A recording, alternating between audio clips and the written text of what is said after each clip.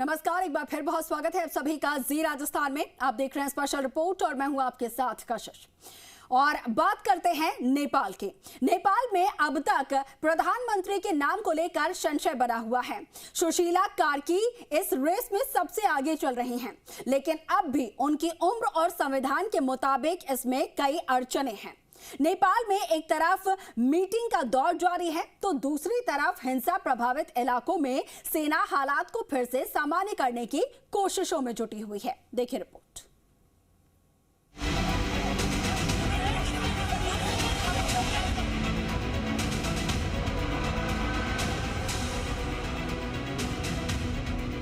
नेपाल में तख्ता पलट को 40 घंटे से ज्यादा हो चुके हैं, लेकिन अभी तक अंतरिम पीएम कौन होगा ये तय नहीं हो पाया। मुलाकात, तकरार, शर्तें, सबका दौर जारी है, लेकिन सहमति अब भी नहीं बन पा रही। आज सुबह तक के मुताबिक सुशीला कार्की को अंतरिम पीएम बनाने पर लगभग सहमति बन गई थी, लेकिन वहीं दूसरी तरफ दूसरा गुट घिसिंग को लेकर मंत्रिमंडल बनाने की तैयारी कर रहा है। आज सेना प्रमुख नेपाल के राष्ट्रपति भवन पहुंचे, जहां राष्ट्रपति से लंबी मुलाकात की गई। इसके बाद अब उम्मीद लगाई जा रही है कि आज ही नेपाल के नए पीएम के नाम का ऐलान हो सकता है। भले ही अभी सुशीला कार्की को अंतरिम पीएम बनाने पर लगभग सहमति बनने की बात सामने आ रही है, लेकिन बात मौजूदा संसद को भंग करने पर नहीं बन पा रही है। राष्ट्रपति पौडेल संसद भंग करने को तैयार नहीं है।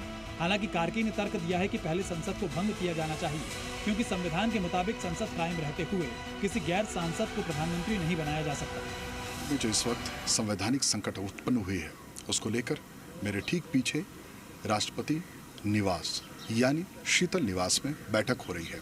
बैठक में इस बात को लेकर चर्चा की जा रही है कि जेएनजी के मुद्दों का समाधान संवैधानिक हित में रहकर ही खोजा जाए, ताकि एक उन्नत लोकतंत्र की स्थापना हो। बैठक में तमाम बड़े जो अधिकारी हैं, आर्मी चीफ और सुशीला कार्की, जिनको प्रधानमंत्री पद के लिए लगातार चर्चा में है और प्रधानमंत्री पद के लिए उनको मनोनीत करने की तैयारी चल रही है।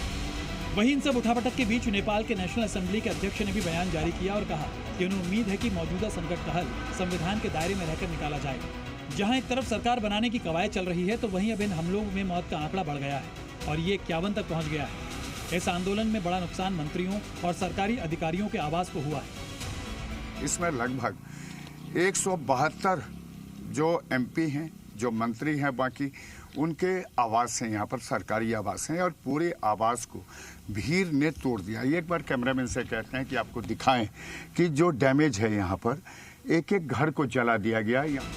अब इन इलाकों में सेना तैनात है और वो पूरी सतर्कता बरत रही है। इसके अलावा पशुपतिनाथ मंदिर में भी सुरक्षा कड़ी कर दी गई और एहतियात के तौर पर अभी दर्शन बंद कर दिए गए।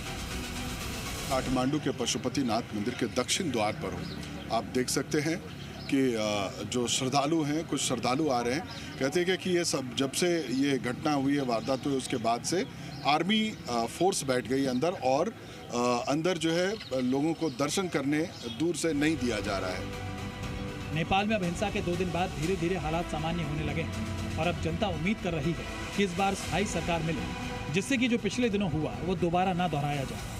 नेपाल से परवेश वात्सायन के साथ प्रशांत झा, जी मीडिया।